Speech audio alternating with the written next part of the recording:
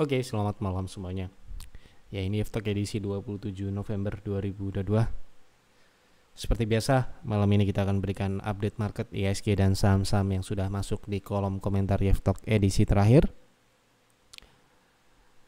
Untuk malam ini kita akan bahas ISG sedikit sesuai dengan apa yang kami sampaikan di stock call. Tentu saja ya, kita akan mulai langsung ya, agar durasi tidak terlalu panjang. Sebelum saya mulai, saya hanya mengingatkan untuk Black Friday malam ini berakhir, tersisa paket 6 bulan ya, paket 6 bulan untuk 3 member baru dan 3 perpanjang ya. Jadi silahkan bagi Bapak Ibu yang mungkin ingin bergabung ke layanan private trading room bisa langsung hubungi admin dan daftar ya. Baik, langsung kita bahas ISG sesuai dengan penyampaian di stock call yang mungkin Bapak Ibu sudah baca di sore ini ya, tadi sore ya. Jadi untuk minggu ini sebenarnya ini masih mengulang stock call minggu lalu bahwa potensi ISG itu masih mengarah ke breakout ya. Meskipun minggu lalu ISG beberapa kali menguji 7100 dan gagal gitu ya. Dan gagal ini bukan berarti membuat kecenderungan itu sudah berakhir ya. Kecenderungan masih kita lihat sesuai dengan yang ada di sini bahwa terlihat ISG masih mengarah ke sana, ke atas. Kenapa begitu? Karena support dari konsolidasi ini pun juga masih dipertahankan. Bahkan kalau kita perhatikan di time frame yang lebih kecil ya, di sini ISG membentuk support konsolidasi baru yaitu di 7020-an. Ya, ini berarti ruang konsolidasinya menyempit mengarah ke atas. Ya. Dan ini mungkin menjadi minggu terakhir kesempatan ISG untuk membreakout. Apabila ini tidak berhasil lagi untuk minggu ketiga ini ya, minggu ketiga ini adalah batas toleransi kecenderungan ini. Menurut saya ini akan membuat terjadinya koreksi kembali di waktu ke depan atau ya bisa dikatakan di bulan Desember. Kita mungkin ya perkirakan kalau ini gagal lagi di minggu pertama dan kedua bulan Desember akan terjadi sedikit koreksi dulu. Sedikit koreksi ini bukan berarti koreksinya itu downtrend ya. Koreksinya ini mungkin bisa kembali ke bawah 7000 yang di sini batas toleransinya masih disupport konsolidasi di 6900-an ya. Dan ini bukan sesuatu yang baik tentu saja untuk momentum akhir tahun di mana banyak saham yang harusnya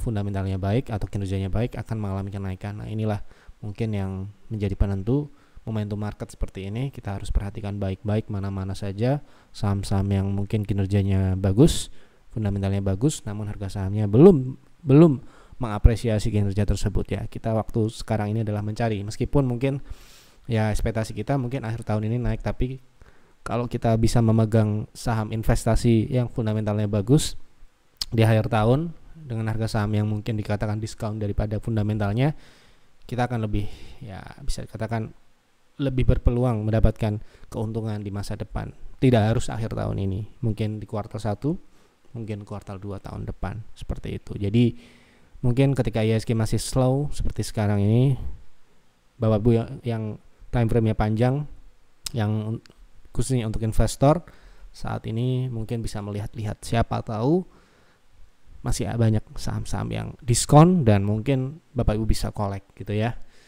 Nah, seperti itu. Mungkin nanti kita akan buatkan konten cara mencari saham-saham yang fundamentalnya kinerja fundamentalnya naik sedangkan harga sahamnya turun. Gitu nanti di channel YF Edu. Channel YF Edu ya, bukan di channel ini ya. Bapak Ibu bisa lihat channel YF Edu. Mungkin sudah tahu ya channel YF. Cari aja YF Edu ya. Nah, nanti kita akan buatkan video khusus cara melakukan screening saham-saham yang fundamentalnya naik di tahun 2022 ini namun harga sahamnya masih turun atau belum bergerak naik. Nanti kita akan coba buatkan. Semoga ya minggu ini ya. Tapi ini saya agak ya ada kegiatan dan mungkin di awal bulan Desember saya keluar kota, jadi kita usahakan sebelum bulan November ini berakhir kita akan buatkan videonya. Kita berusaha untuk itu ya. Baik, jadi seperti itu untuk ISG. Jadi minggu ini adalah kesempatan terakhir untuk pengujian resist kembali. Semoga bisa breakout. Kalau tidak ya Mau tidak mau, suka tidak suka, ya market yang menentukan, bukan kita yang menentukan ya. Langsung kita bahas saham pertama dari Pak Aditya. Tolong bahas saham TINS, best price untuk masuk di harga berapa dan target naiknya angka berapa untuk trading jangka menengah, ya, dalam tanda kutip jangka menengah ini ya. Jadi untuk jangka menengah ini kita menggunakan time frame weekly ya untuk TINS. Kalau kita lihat dari pergerakan akhir-akhir ini, TINS cenderung turun ya, masih dalam koreksi jangka panjang. Ini koreksi jangka panjang ini bersifat jangka menengah loh ya, jangka menengah, karena koreksinya ini sudah berjalan sejak tahun lalu bulan Maret ya, setelah dia mencapai peak terakhir di 24, angka 24. Dan koreksi saat ini kalau kita kalkulasi sebenarnya belum mencapai best price-nya. Kita coba akan lihat di mana best price-nya ini masih sedikit di bawah lagi ya, yaitu di 11.40. So untuk jangka menengah saya sarankan kalau TINS tidak kembali uptrend atau mematahkan tren koreksinya, Anda bisa menunggu di harga yang lebih rendah dari harga saat ini ya, dari harga saat ini. Saat ini ada support di 12.75. Dia bisa saja membentuk V bottom dari koreksi minornya ini atau koreksi jangka menengah ini.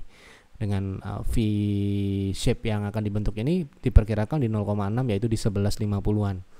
Ya, di bawah 1.200 Anda bisa perhatikan. Kalau Anda member bisa konsultasi langsung ke advisor kami. Seperti itu. Oke? Nah, lanjut. Tolong bahas FPNI, teknikal dan fundamentalnya, soalnya mau bangun pabrik petrochemical terbesar di Asia. Ini berita bagus tentu saja kalau sebuah perusahaan akan membuat sesuatu yang nantinya tentu saja akan berpengaruh ke kinerja fundamentalnya ya. Kita lihat dulu yang sudah ada ya, dan ya kita akan coba lihat bagaimana ke depannya ya. Jadi untuk pertanyaan ini mungkin sifatnya untuk investing ya. Untuk investing ini kita menggunakan monthly, dan kalau kita lihat dari teknikalnya sudah terlihat bahwa Lotte Chemical ini saat ini berada di area EMA 60, yang mana EMA 60 ini merupakan bukan best price tapi buying zone yang kita pelajari dari beberapa waktu terakhir, di mana dia sempat konsolidasi cukup panjang ya, dan di situ dia cukup stabil sehingga risknya kemungkinan risknya sudah mulai menarik ya, risknya mulai menarik dalam artian mungkin dalam ya ini relatif beberapa pilihan, mungkin ini adalah opsi yang menarik dari sisi risk, belajar dari sebelumnya ya, dimana kalau dia turun di bawah 560 itu misalkan kita collect, kita tinggal sabar menunggu naiknya, seperti itu. Karena saham ini sudah cukup signifikan turunnya dari 500-an ke angka 200-an ya, artinya hampir ya, kalau dia bisa balik lagi ke 500, kita bisa berpotensi mendapatkan keuntungan yang cukup besar gitu ya.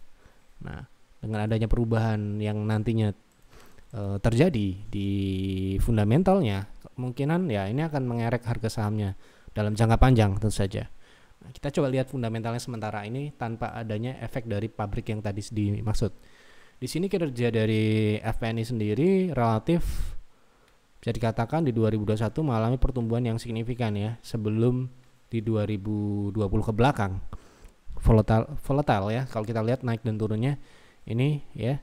Jadi pertumbuhan signifikan terjadi di 2021, baik itu dari top line dan bottom line. Kemudian apakah ini pertumbuhannya berlanjut di tahun ini? Kita lihat di kuartal 1, kuartal 2 revenue tumbuh ya, kemudian untuk operasional ini turun. Nah ini ya, kalau operasional turun saya nggak akan melihat ke bawah, artinya pertumbuhan secara organiknya sudah terhenti di tahun ini, sementara ini. Bahkan laba operasionalnya minus di kuartal kedua ya, 36 bio ya. Ini menjadi catatan khusus untuk FPNI ya kan gitu. Jadi kita lihat dulu yang lain ya, kita lihat statistiknya, kita lihat dari profitabilitasnya dulu. Nah, kita lihat dari profitabilitasnya sendiri untuk FPNI ini relatif tipis ya. Kita cek, coba lihat dari secara tahunan itu seperti apa. Jadi untuk NPM FPNI sendiri itu tadi memang beberapa tahun rugi ya, sehingga ya minus ya, dan tipis ya. Jadi kita melihat dari sini secara fundamental sementara ini belum menarik. Buat saya belum menarik ya, belum menarik. Bukan tipikal bisnis yang berdaging atau tebal ya, profitabilitasnya sangat rendah, di bawah 5%. Coba kita compare ke tempat yang lain ya nanti, jadi silahkan dicek yang sejenis ya, di compare apakah PNI ini kategori rendah atau tidak. Tapi kalau melihat di sini kurang terlalu bagus ya. Mungkin nanti setelah adanya tadi plan dari FPNI sendiri untuk membangun pabrik terbesar, itu akan merubah. Tapi kita kan harus melihat dulu seperti apa nantinya hasilnya gitu. Nah, seperti itu ya. Jadi untuk fundamental sementara saya melihat sepintas kurang menarik ya gitu. Dan sebenarnya karakteristik saham ini adalah super agresif ya. Jadi memang cocok untuk trading sebenarnya ya. Kapan kita trading saham FPNI? Kalau dia lagi agresif naik. Kalau dia lagi dingin, lihat volume transaksinya nggak ada ya. Kalau kita punya modal besar di sini ya bisa manyun di sini ya gitu. Jadi kalau dia lagi agresif ke atas ya kita bisa trading di saham ini. Tapi kalau untuk saat ini mungkin dalam posisi koreksi seperti ini, mungkin ya andaikan dia fundamental bagus mungkin bisa untuk kita melakukan akumulasi. Ini sekali lagi ya, preferensi orang tuh berbeda-beda. Kalau menurut saya nggak menarik ya, melihat tadi sepintas tadi seperti itu. Tolong bahas Aisyah, apakah layak untuk diinvest? Aisyah setelah kasus beberapa tahun yang lalu sepertinya ya cukup berat ya untuk fundamentalnya bisa pulih, karena ya kita bicara perubahan bisnis ini akan berubah secara besar-besaran gitu ya. Kita lihat dari 2015-2016 ini turunnya luar biasa, dan ini lihat revenue-nya itu drastis turunnya ya, dari angka 6 turun ke angka 1 ya, karena core bisnisnya yang terganggu. Nah inilah yang menjadi sebuah sebuah fenomena di mana perusahaan itu memiliki pondasi yang hilang, membuat hancur. Nah, dan ini memang sampai dengan saat ini, sampai dengan 2021 ini terakhir untuk laporan tahunan ini belum kembali ya, belum kembali. Dan dari sisi operasional pun juga masih minus ya. Andaikan saham di bursa itu cuma Aisyah, ya mau tidak mau, suka tidak suka ya kita pilih Aisyah. Tapi karena di bursa itu banyak, ada ratusan, 600 lebih saham, kenapa harus Aisyah ya toh? Bahkan di sektornya banyak yang lebih bagus begitu. Jadi kita nggak perlu memperumit dan memusing-musingkan kenapa Aisyah begini, mengapa Aisyah begitu, kalau kita sudah bisa menyeleksinya. Oh ini tidak terseleksi, ya udah nggak usah dilihat seperti itu. Kalau untuk trading hal yang berbeda ya, tidak selama fundamental jelek atau bagus itu nggak ada urusan. Kalau sahamnya dalam jangka pendek bisa naik dan bisa turun gitu. Seperti Aisyah saat ini kan sedang naik ya, kalau kita lihat dari pergerakan jangka pendeknya lah ya toh. Nah ini sedang naik ya, di trading kan nggak masalah, tapi untuk invest ini hal yang berbeda. Perspektif kita dalam melihat, view kita dalam melihat, kita nggak sama dengan trader. Ini untuk invest. Kebetulan saya trader dan investor, jadi saya bisa membedakan, oh ini untuk trading, oh untuk invest. Jadi nggak semua emiten yang ada di bursa itu layak invest. Buat saya ya ada syarat-syarat tertentu ya, tumbuh positif, kinerjanya, profitabilitasnya tebal ya, bisnis prospek kedepannya masih tumbuh ya, itu salah satunya ya. Mungkin kita harus melihat dari situ. Dan juga seperti yang sudah saya berikan di konten-konten Jeff Edu, bahwa kita harus melihat yang lain juga, melakukan studi komparatif dan juga historis. Kita lihat ke belakang dia itu seperti apa, apakah dia itu memburuk dari tahun, kan yang bagus itu yang lebih baik dari tahun sebelumnya ya toh, seperti itu. Dan masalahnya Aisyah ini buruk sebelum pandemi ya, jadi yang masalah itu dirinya sendiri, bukan market yang masalah ya gitu. Jadi dalam menentukan ini sama invest atau tidak, seperti itu ya, nggak perlu memusingkan ini bagaimana, kenapa ini turun, kenapa ini naik dan sebagainya. Yang penting kita bisa melihat datanya, kita bisa compare, melakukan studi komparatif, melakukan historical ya, kita akan menilai ini lebih baik dari tahun sebelumnya dan lebih baik dari komputer-komputer yang lain, seperti itu. Kenapa begitu? Karena ya buat saya dana saya sedikit, kecil, dana saya itu kecil, jadi nggak bisa beli saham banyak-banyak, paling 6 saham sudah cukup di portofolio untuk personal portfolio. Sekali lagi, ini saya sering bahas ya, banyak sekali nanya saham ini, saham itu, saham A, B, C, D, E sampai Z ditanya semua, padahal cukup 6 saham, pilihlah yang paling bagus, udah itu cukup untuk invest loh ini ya, untuk invest. Kalau trading ya mana yang bergerak yang itu yang diikuti, begitu toh. Nah ini ya, untuk sedikit mengedukasi Bapak Ibu semua. Karena tugas Jeff Advisor seperti itu ya, mengedukasi juga supaya trading ataupun investasi Anda itu sesuai dengan realita market ya, dan juga agar Anda tidak tidak salah kaprah dalam menentukan keputusan investasi, tapi Anda melihatnya dari sisi kenaikan harga sahamnya saja. Gitu, seperti Aisyah misalkan kan akhir-akhir ini naik, tapi fundamentalnya kalau menurut saya belum layak. Saya nggak tahu nanti ada tiba-tiba dia bisnis utamanya yang dulu hilang kembali, ya bisa saja, semua bisa terjadi. Kedua, lanjutan, maksudnya saham selanjutnya, PGLI arahnya mana? Selasa mau bagi dividen. Mau dividen, kalau saya hindari dulu. Trading loh ya, untuk trading. Kalau trading saya akan hindari dividen. Kenapa begitu? Karena ya saham dividen atau saham corporate action yang lainnya, mana ada yang konsultasi itu ya. Saham Bumi mau private placement, mau perusahaan saham B mau Ragisu, hindari dulu untuk trading. Kenapa? Dia akan cenderung bergerak anomali, teknikalnya sulit untuk dianalisis, tiba-tiba gap down. ARB apalagi sekarang ini, ARB bisa sangat mudah ya, seperti itu. Ini ya saham PGLI sudah ambil di 258. Saya nggak tahu dividennya berapa, tapi yang jelas sekarang ini dia konsolidasi dan bisa saja ketika dia dividen ex-date ya, nggak tahu ini kapan.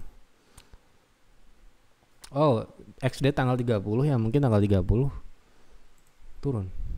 Ya, turun di sini ada beberapa support ke 200. Kemungkinan besar menurut pengalaman saya turun ya. So, dividennya berapa? 10. Jadi kalau 248 ya sewajar-wajarnya turun 10 poin ya, bisa ke 238 atau 230 ke bawah gitu ya. Di sini ada support dan mungkin ya bisa itu terjadi seperti itu. Ya kita akan lihat ya. Oke. Hati-hati ya. Jadi Anda sebelum trading, sebelum membeli saham itu lihat juga, itu penting. Karena apa? Karena takutnya analisa teknikal yang Anda lakukan dan sudah membuat trading plan itu tidak bisa Anda gunakan karena ya adanya pergerakan ekstrim setelah saat emiten tersebut melakukan corporate action gitu. Jadi seperti Ragisu, dividen itu apa? Kepentingan investor. Ya, kepentingan investor. Dividen yaitu adalah pendapatan dari orang-orang atau investor-investor yang sudah memegang saham itu sejak lama. Kalau Anda mau ambil di harga mendekati dividen itu, ya kemungkinan besar Anda akan dibuat nyangkut. Ya. Begitu juga Ragisu nih sedikit ya. RI orang mau nebus itu untuk apa, tahu nggak untuk apa, itu juga harus ngerti. Jangan asal tebus ya. Perusahaan A mau raisu duitnya untuk membayar utang. Nah, berbeda hal kalau raisunya untuk ekspansi dan sebagainya. Jadi kita harus tahu, jangan asal tebus ya. Ini untuk semuanya ya, untuk terutama untuk Bapak Ibu yang mungkin masih baru belajar, saya kasih tahu itu ya. Dalam membelanjakan uang modal Anda yang sudah mungkin Anda kumpulkan dengan susah payah, Anda tabung susah payah, jangan asal pencet buy ya. Terutama ya masih belajar, konsultasi dulu ya. Itu akan seperti apa, kita akan berikan gambarannya. Kita akan berikan gambarnya sesuai dengan pengalaman kami, seperti itu ya. Jadi kalau dividen untuk trading no. Trading yang lain ya, yang lain dulu. Tolong bahas BRMS dan BBSS, enaknya masuk di berapa satu saham ya. BRMS beberapa minggu yang lalu kita jadikan judul utama ya. Masih belum mampu kan naik di atas 190 ya. Jadi masih kondisi saat ini kalau untuk trading dengan proses koreksi yang sudah berlangsung beberapa waktu, progresnya kurang terlalu baik ya, kurang terlalu baik. Jadi saat ini kalau saya nunggu dia memang benar-benar keluar dari konsolidasi atau naik di atas 200 dulu. Kenapa begitu? Karena sekarang ini sudah di area nanggung, sudah di area resist ya, sudah di resist. Dan ini proses pullback loh ya. Ini pullback Anda mau mengharapkan ke berapa? Mending tunggu dia memang reversal sekarang ini, seperti yang sudah saya bahas sebelumnya ya, seperti itu. Oke, jadi di sini kalau kita mau entry, kalau saya 200 ke atas pun masih kita akan lihat di sini nih ya, gitu masih akan saya lihat. Karena apa? Karena itu adalah resist trend line. Dan catatan lain, volume transaksinya juga. Kalau kita punya ya, kita katakan modal kecil, tapi kita juga harus melihat posisi transaksinya juga. Kalau transaksinya terus mengalami penurunan, ini tanda-tanda buruk ya. Sepi ya, itu hati-hati. Bisa Anda terjebak di dalam downtrend dan juga Anda terjebak di dalam konsolidasi. Terjebak di dalam konsolidasi itu juga nggak enak, mau dijual takut dia naik. Kalau nggak dijual kok di situ aja, seperti itu. Makanya di PTR itu ada durasi maksimalnya 20 hari. Kalau nggak bisa bergerak, yo wes disikat aja, seperti itu. Itu sudah menjadi aturan kami sejak dulu ya. Banyak orang terjebak, wah kalau dijual nanti naik pak, tapi kalau di hold nggak gerak-gerak gitu ya, Anda masuk di perusahaan atau di saham yang sedang sepi, sedang turun transaksinya gitu. Sedangkan trader mencari yang lagi rame, yang lagi bergerak. Atau kalau Anda punya kemampuan yang akan, atau bukan yang sudah ya, yang sudah juga oke kalau Anda punya kemampuan untuk transaksi cepat. Tapi kalau Anda tipikal kontrarian atau tipikal yang swing jangka pendek menengah gitu ya, Anda punya kemampuan yang akan, bukan yang sudah. Paham ya? Yang sudah itu sudah naik, sudah rame. Yang akan itu posisinya sedang mulai akan bergerak naik ya, gitu. Ini memang harus dijelaskan melalui YF Edu besok. Jadi Bapak Ibu yang pengen nanti dapat informasinya segera subscribe channel YF Edu gratis ya. YF Edu, nanti kita akan berikan beberapa edukasi terkait yang basic, istilah-istilah dan sebagainya di sana. Di channel ini khusus untuk YF Talk ya. Seperti itu. Jadi BRMS tunggu dulu ya Pak Hadi. Tunggu dulu. Bahas MLIA bisa masuk di harga berapa untuk invest. Banyak yang tanya invest akhir-akhir ini ya. Invest MLIA.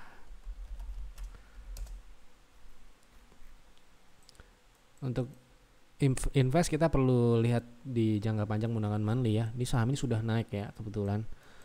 Jadi ya, apakah ini sudah terlambat atau tidak? Ini mulai naiknya di tahun 2021 ya, setahun yang lalu, dengan kinerja yang bisa dikatakan memang mengalami perbaikan setelah mengalami penurunan 3 tahun 2018, 19, 20 3 tahun berturut-turut mengalami penurunan. Untuk MLIA ini Membaik ini belum kembali seperti 2017 ya. Bahkan ini belum melewati 2018 loh ya. Kemudian untuk operasionalnya saya melihat di sini cukup bagus, meskipun revenue turun, operasionalnya meningkat. Artinya ini ada efisiensi di dalamnya ya, di mana pendapatan kok tidak tumbuh signifikan. Di sini terjadi laba operasional itu meningkat. Mari ada konten return on asset ini konten singkat sih, tapi itu penting loh ya, penting untuk dipahami ya. Nah ini bagus ya, kalau dari sisi profitabilitas kemungkinan ini bagus. Kemudian kalau kita lihat di tahun ini sampai dengan kuartal ketiga ini hijau terus, 3 kuartal ini baik itu revenue ataupun operasionalnya, dan juga tentu saja bottom line-nya cukup bagus. Kemudian kalau kita lihat dari statistik harusnya secara statistik harusnya bagus ya, meningkat atau mengalami pertumbuhan gitu ya. Nah kita lihat coba. Nih ya, jadi return on asset di tahun 2021 itu meningkat luar biasa ya. Dari angka-angka yang sudah ada di sebelum-sebelumnya itu, ini tuh luar biasa angkanya. Jadi dari 0,9 menjadi 10. Ini capaian luar biasa untuk MLIA ya, dan ini juga terrefleksi dari baik itu NPM, EBITDA dan operating margin ya. Jadi sangat signifikan di 2021, sehingga tidaklah heran apabila harga sahamnya melonjak seperti ini padahal revenue turun. Jadi kita harus melihat di sini penurunan di revenue itu tidak selalu jelek kalau misalkan ditolong atau ditopang dengan kinerja operasional yang baik. Memang fundamental itu memang seperti itu ya. Jadi nggak ada patokan khusus, kita harus melihat itu secara menyeluruh gitu loh ya. Jadi revenue boleh turun tapi profitabilitas meningkat, itu juga bagus. Nah ini pertanyaannya adalah masuk di harga berapa untuk investasi. Dari sisi kelayakan menurut saya layak sih secara fundamental, karena ada perbaikan yang cukup signifikan di profitabilitas untuk MLIA, efisiennya juga meningkat. Dan kalau untuk harga sahamnya saat ini memang relatif sudah mengalami kenaikan ya, merefleksikan secara sempurna menurut saya dari pertumbuhan yang sudah ada di fundamentalnya. Dan ini saham ini sudah mengalami kenaikan 600%, artinya sudah naik. Dan ini sedang fase koreksi ya, koreksi ini. Jadi ya dengan catatan 2022 ini masih tumbuh ya, bisa saja dia masih lanjut uptrend ke 830 ini ya. Nah pertanyaannya adalah di harga berapa bagusnya karena ini harga sudah tidak murah lagi gitu, karena dia sudah naik ya. Jadi paling tidak kalau saya akan menunggu dia turun dulu ke angka di bawah 500, di 440, 450 ya. Di sini masih bisa memungkinkan lah, dan itu pun masih uptrend dalam jangka panjang. Ini koreksi yang wajar dari kenaikan luar biasa ini 600%. Seperti itu ya. Sudah terjawab semua kira-kira ya, seperti itu jawaban dari pertanyaan Bapak Ibu semua ya. Ini adalah opini saya pribadi, analisa saya pribadi, bisa benar dan juga bisa salah. So Bapak Ibu juga harus analisa lagi. Pastikan Anda buat trading plan dan investing plan sebelum pencet tombol buy. Ingat ya. Ya, khusus untuk Bapak Ibu yang berusaha menabung, mengumpulkan dana dengan penuh dengan usaha ya, keras ya. Pastikan Anda juga menggunakannya dengan cara bijaksana, jangan asal-asalan, dan pastikan Anda mendapatkan advice dari advisor kami, YF Advisor tentu saja. Kalau Anda trader ya join PTR mumpung ada promo ya untuk paket 6 bulan. Sisa 3 saya nggak tahu nih ketika saya publish YF Talk ini apakah sudah bisa atau tidak, tanya saja di admin di Telegram. Itu saja untuk malam ini. Terima kasih untuk Bapak Ibu yang sudah menonton. Jangan lupa untuk tulis di kolom komentar saham apa yang menarik untuk dibahas di YF Talk selanjutnya. Berikan keterangan kenapa saham tersebut Anda pilih ya. Dan dukung kami dengan klik like, dengan subscribe channel ini. Boleh di-share ke teman-teman atau siapapun yang Anda kenal yang juga trading dan investasi saham. Selamat malam dan selamat beristirahat.